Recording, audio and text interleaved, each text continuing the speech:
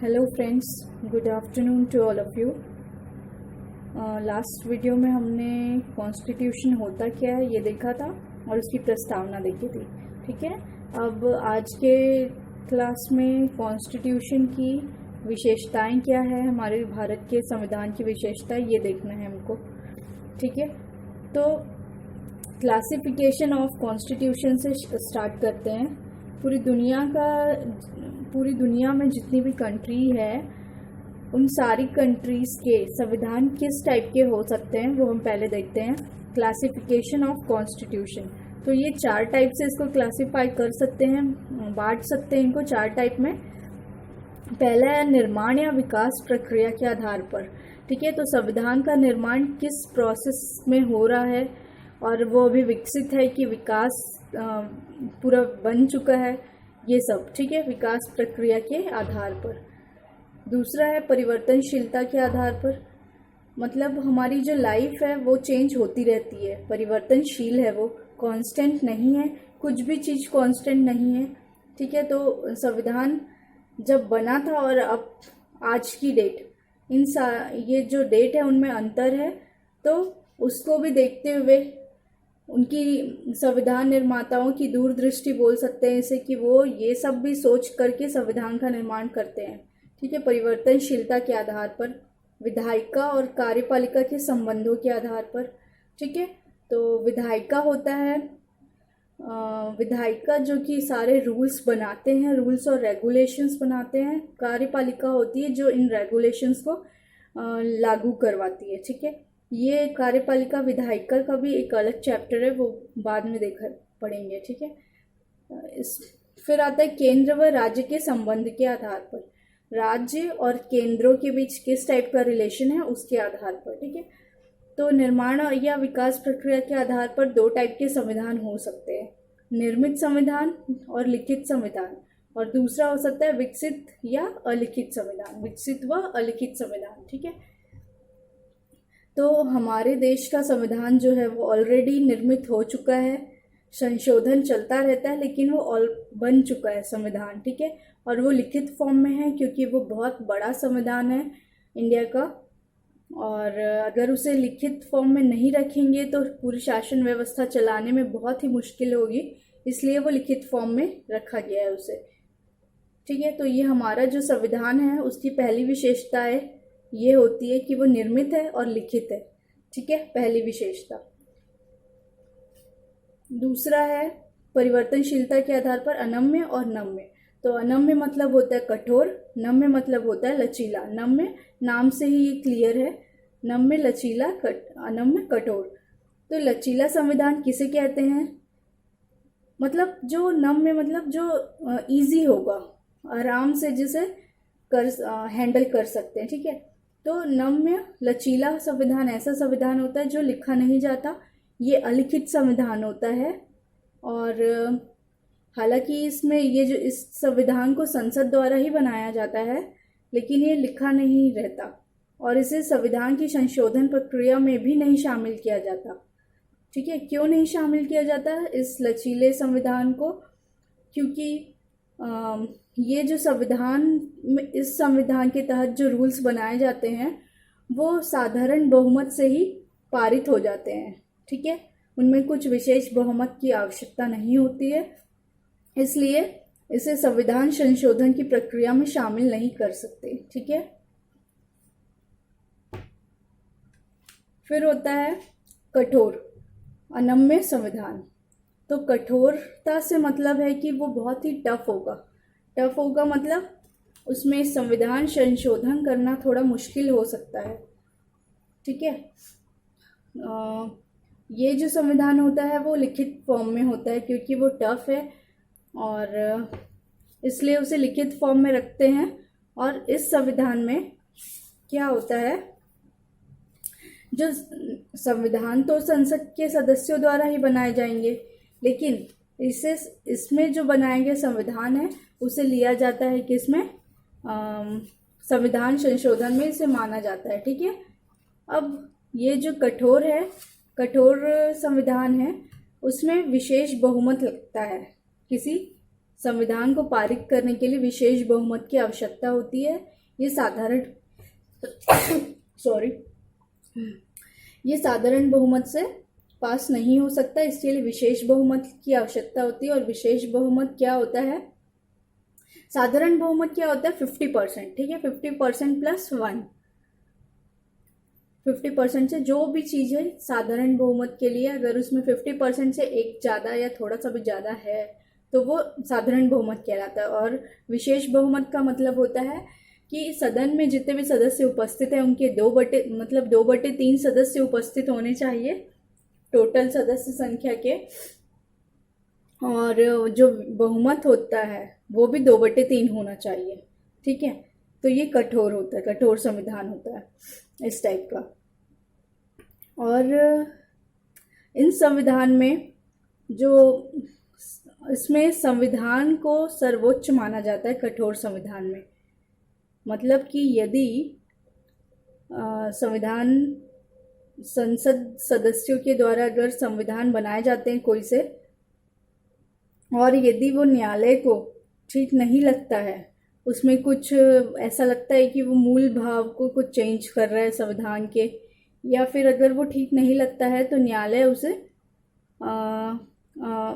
Reject कर सकती है, या फिर शून्य बोलते हैं कि शून्य घोषित कर सकती है, ठीक है। कठोर संविधान में ऐसा होता है। फिर आता है आपका विधायिका और कार्यपालिका के संबंध में। तो अपना भारत का संविधान कैसा है? भारत का संविधान जो है वो कुछ जगहों पर कठोर है और कुछ जगहों पर लचीला की भांति व्यवहार करता है। क्यों? क्योंकि संविधान निर्माता जो थे वो लोग इतनी बड़ी कंट्री का संविधान बनाए हैं, इतना सोच समझ के इतने देशों के संविधान को छानने के बाद हमारे देश का संविधान बना है। तो वो लोग चाहते थे कि वो बहुत ही टफ हो और मतलब उसमें करेक्शन बहुत मुश्किल से हो सके, और ये भी नहीं चाहते थे कि करेक्शन ना हो क्योंकि टाइम चेंज होगा। उनको पता था कि जो उस समय का कंडीशन है ज़रूरी नहीं है कि वो 20 साल के बाद भी वैसा होगा, 50 साल के बाद भी वैसा होगा, कुछ ना कुछ थोड़ा ना थोड़ा तो चेंजेस की ज़रूरत होगी ही होगी, इसलिए लचीला भी है, ठीक है। तो विधायिका व कार्यपालिका के संबंध में देखें तो दोनों टाइप से ये संविधान हमारा इन दोनों के तरह व्यवहार करता है, ठीक है। फिर आता है संसदीय और अध्यक्षीय। तो संसदीय है, हमारा जो संविधान है वो संसदीय टाइप का है। क्यों?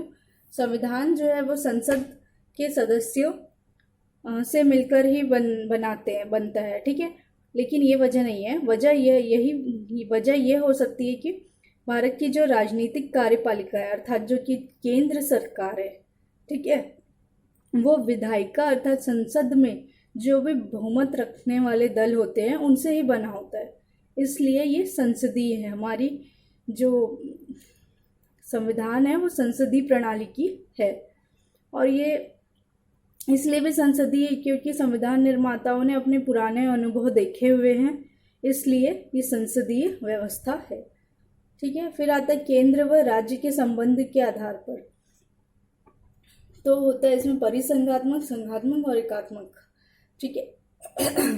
सॉरी, परिसंघात्मक मतलब होता है ऐसा संविधान जहां पर केंद्र का कोई महत्व नहीं दिया जाता केंद्र को, ठीक है। राज्य जो होते हैं वो आपस में मिलकर रूल्स रेगुलेशन डिसाइड कर लेते हैं, वैसे संविधान को कहते हैं परिसंघात्मक। फिर आता है संघात्मक और एकात्मक। तो हमारा जो संविधान है वो परिसंघात्मक नहीं है और संघात्मक है या एकात्मक है, इनके बीच बहुत ही विवाद है।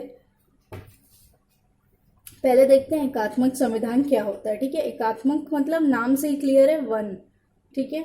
वन मतलब एक चीज का इसमें वैल्यू रहेगा, वन मतलब केंद्र की वैल्यू रहेगी इसमें। एकात्मक में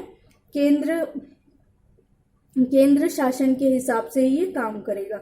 तो एकात्मक शासन में क्या होता है, आपका एकल नागरिकता होती है, न्यायपालिका आपकी एक होती है।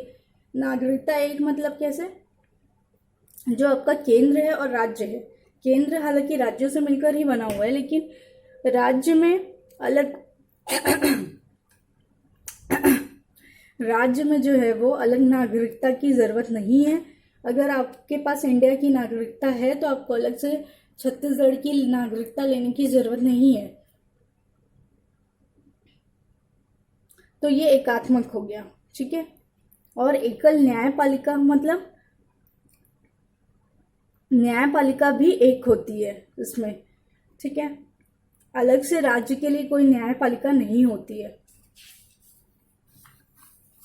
और इसमें जो होता है शक्तियां जो होती केंद्र की वो राज्य के कंपैरिजन बहुत ज़्यादा होती है, वो मोर पावरफुल होता है राज्य के अपेक्षा, ठीक है। तो ये होता है एकात्मक। और संघात्मक क्या होता है? संघात्मक में होता है शक्तियों का विभाजन कर दिया जाता है राज्य और केंद्र के मध्य, ठीक है। राज्य और केंद्रों के मध्य शक्तियों का बराबर विभाजन कर दिया जाता है, जिससे राज्य को भी पता है कि हमको क्या काम करना है, केंद्र को भी पता है कि हमको कौन से क्षेत्र को देखना है, ठीक है। तो और इसमें क्या होती है, स्वतंत्र न्यायपालिका होती है। मतलब संघात्मक शासन में केंद्र अपने तरफ की न्यायपालिका को देखता है और राज्य अपने, ठीक है। और इस संघात्मक और एकात्मक के में जो विवाद था उसके लिए जो हमारे संविधान प्रारूप समिति था उसके अध्यक्ष जो थे भीमराव अंबेडकर जी, उन्होंने ये कहा था कि मेरे विचार से जो ये संघात्मक है, जो हमारा संविधान है वो संघात्मक है बोला था उन्होंने, और इससे सभी सहमत हैं ये भी बोला था। परंतु उन्होंने ही कहा था कि परंतु हमारे संविधान में कुछ ऐसे उपबंधों का समावेश है जो कि केंद्र को ऐसी शक्ति प्रदान कर देते हैं जिससे प्रांतों की स्वतंत्रता समाप्त सी हो जाती है, ठीक है। ये उनके वर्ड्स थे। फिर भी हमारा जो संविधान है वो संघात्मक संविधान है, ऐसा उन्होंने कहा था, ठीक है। तो इससे क्या मतलब होता है कि संघात्मक तो है ही, लेकिन हमारे संविधान में ही कुछ ऐसी चीज़ें हैं जिससे कि कभी कभी वो संविधान जो है वो एकात्मक की तरह व्यवहार करता है, मतलब एकात्मकता की ओर झुका हुआ है संविधान, ठीक है।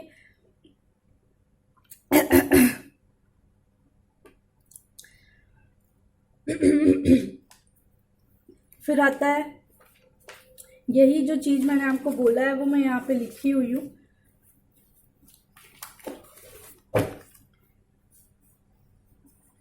ये संविधान की विशेषता, पहला आपका जो था वो था कि लिखित है और बहुत ही लंबा संविधान है।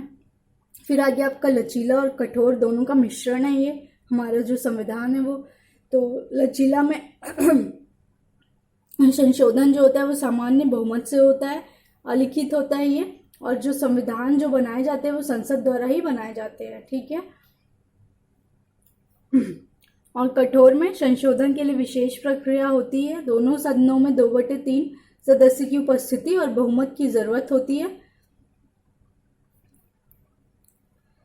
ठीक है। और ये लिखित होता है कठोर संविधान, और सबसे संविधान की को सर्वोपरि माना जाता है इसमें, ठीक है।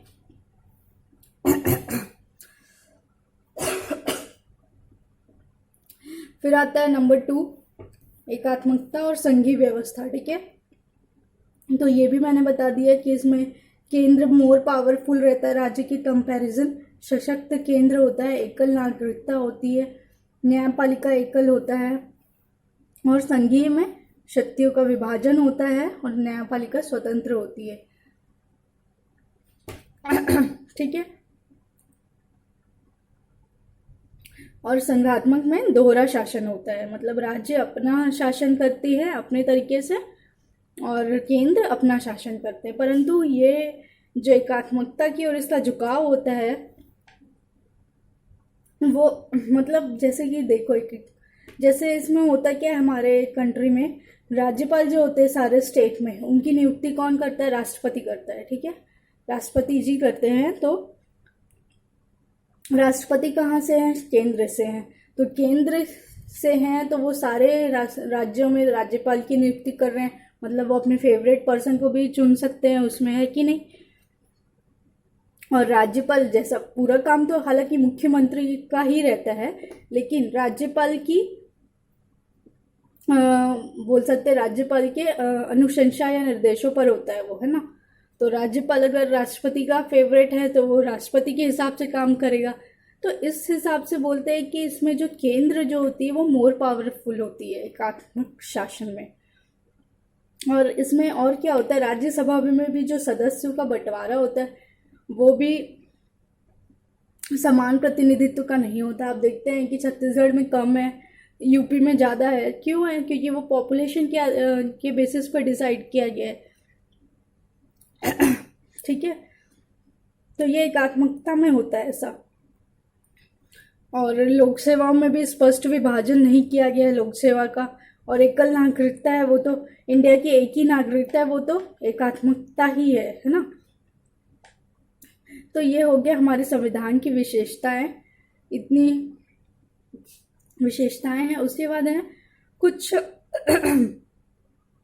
कुछ महत्वपूर्ण व्यक्ति जो हमारे उनकी कथन है यहाँ पे, ये कुछ उनके द्वारा बोले गए कथन है।